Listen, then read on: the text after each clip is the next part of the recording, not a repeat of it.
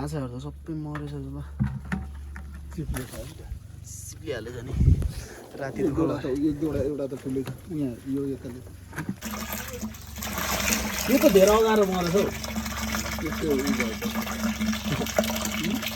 धेरै अगारो मरेछ यो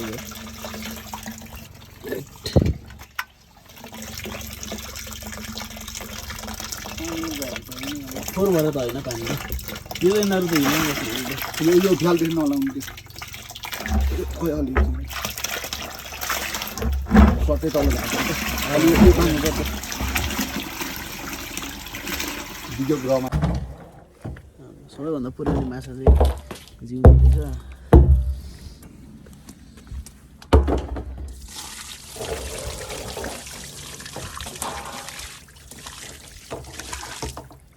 माछा त होइन कहाँदेखि आउँछ आकाशदेखि झर्छ क्या हो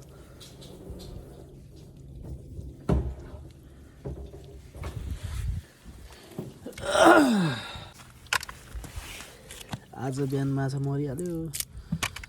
यो असला पनि ठुल्ठुलो हुन्छ है तर योभन्दा ठुलो हुँदैन होला हुन्छ नि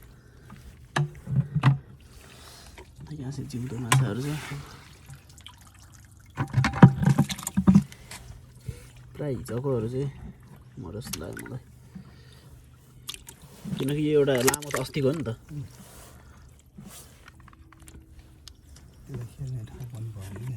धेर पनि भयो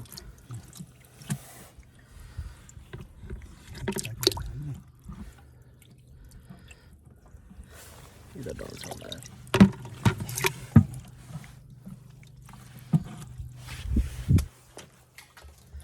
अब ल्याउ पनि सकेछ नि त यिनीहरूले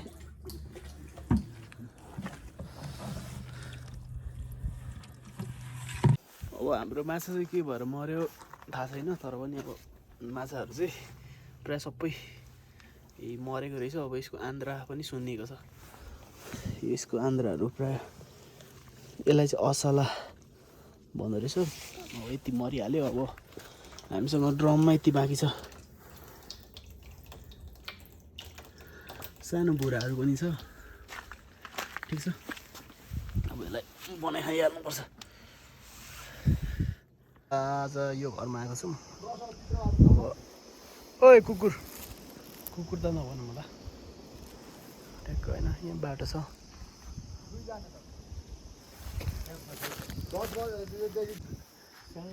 कत्रो तपाईँले देख्नुभयो त बाघ आएको घोएक्कै एकपल्टमा चाहिँ गऱ्यो त्यहाँबाट लगिहाल्यो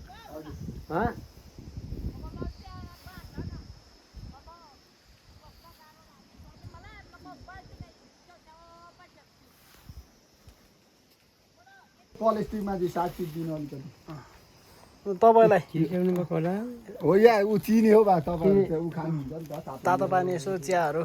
खानु तताएर यो माथि अलिकति साग जाँदादेखि छोडेर आयो साग बाघको त आँखा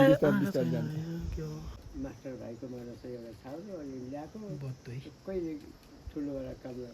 ल है साथीहरू हामी चाहिँ अब ट्याक्क अब भिडियो नबनाएको पनि धेरै भएको थियो आज चाहिँ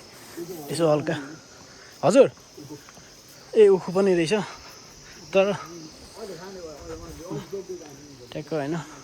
ट्याक्क अब हामी चाहिँ आज अब यता गाउँ घुम्न आएको अब साग टिपेर लानु पर्ला जस्तो छ थोरै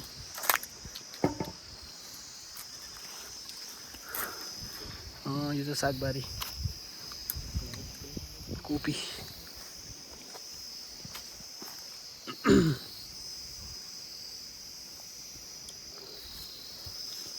के लाग्छ धनिया हो होइन प्याज यो कहाँ प्याज हो यो प्याज होइन त बा हो ए त्यसले के थाहा छ गरेको भए पो थाहा हुन्छ यो सानो खाले प्याज हो क्या सानो खाले तर यो कुन खाले प्याज हो त त्यो छ्यापी टाइपको के त्यति टाइपको होइन अनि ठुलै हो र बा एकैचोटि हुने हो ए त्यो वडा कार्यालयबाट ल्याएको बिउ दिन्थ्यो खै यसो दिएन पनि तर यहाँको सिमी ठिकै रहेछ माथिको भन्दा त त्यो कालीको भन्दा कालीको त धेरै छिपिसकेको नि त्यो त धेरै छिपेको यो त ठिक रहेछ यहाँ खाने दुईजना त होला बाबाले कहिले गए उता पठाइदिनुहुन्छ नि उता काठमाडौँ काठमाडौँतिर नि खै काठमाडौँतिर चिज हुन्थ्यो नि गाउँघरतिर धेरै हुन्छ होइन र काठमाडौँ त चिज भइगयो नि हो काठमाडौँमा त यो त कहाँ पाउँछ र कति महँगो पर्छ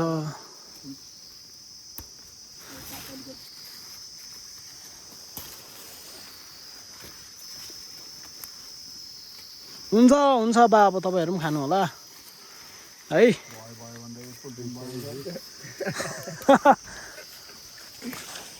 राम्रो राम्रो त टिप्नु पऱ्यो नि अब कहाँ एक फुल कलिलो कलिलो त यो छिपेको चाहिँ बरु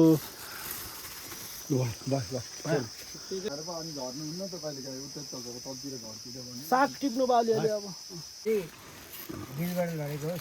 ए हजुर हजुर अब हामी के गर्नु त बा त्यस्तै हो दशा लागेपछि यसलाई यो चाहिँ अर्ग्यानिक साग हो होइन अब यहाँ चाहिँ केही विषादीहरू पनि लाएको छैन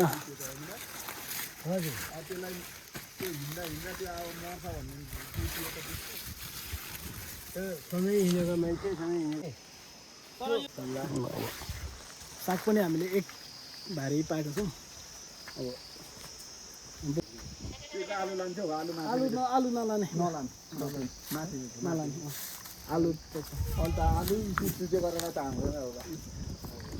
साग चाहिँ थिएन साग पनि हुँदैछ अलिक कलिलो छ के खाने भनेको होइन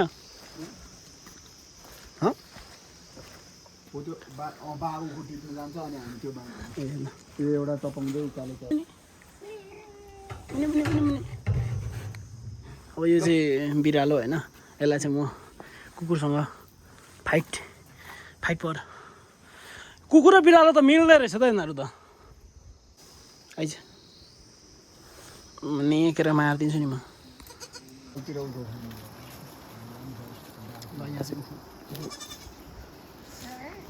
काटै भइरहेछ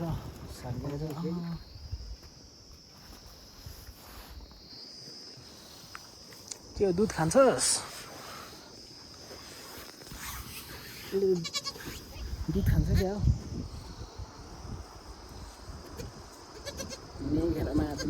संसारमा सृष्टि गर्ने सृष्टिकर्ता परमेश्वर जीवित राख्नुभयोस् बालकले परीक्षामा छुट्टा दिनुभएको होस् हो सारा कुराबाट सहायता शक्ति परमेश्वरबाट सबैले सुरक्षित होस् अनि कहाँ हो कठामै हो कि अब यत्रो लामो उखु खानु भन्छ ए ढ्याक्क बोकेर यो चाहिँ होइन म घरमै हो झ्याम झ्याम हाल्नु जस्तो हो खाना हामी के कस्तो रहेछ गुलियो छ कि अमिलो छ ए गुलियो छ ल कहाँ दुख्यो कहाँ खायो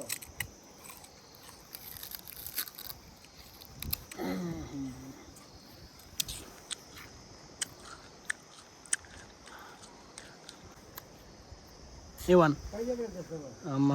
साग पनि अनि के उखु पनि पुरै